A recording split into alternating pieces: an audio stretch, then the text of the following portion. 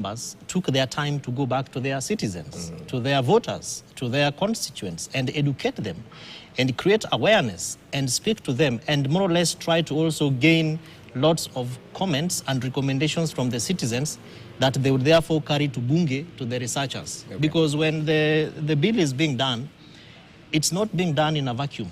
As I said, there are so many other things that accompany that particular process. So what is therefore happening right now is people are imagining that their members of parliament or their representatives should have represented them, which actually, from what is happening, did not happen.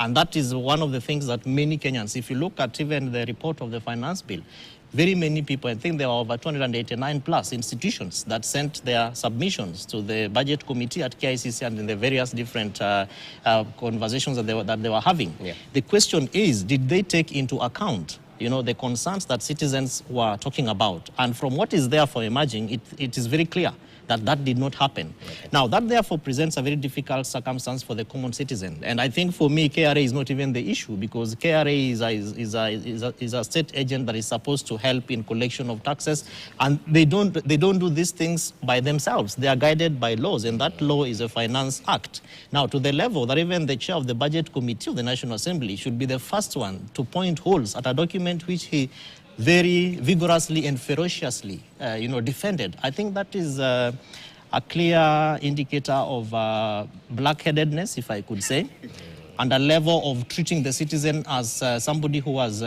nothing in the head, because we were there to look at these members of parliament really defend their positions. So what therefore happens is the role of parliament in supplementary budgeting processes, okay, review of the Finance Act, because indeed it can be reviewed. There have been very many issues, Jesse, including the housing levy, many things that have happened. So I think that Kenya Kwanza began from a very difficult stage.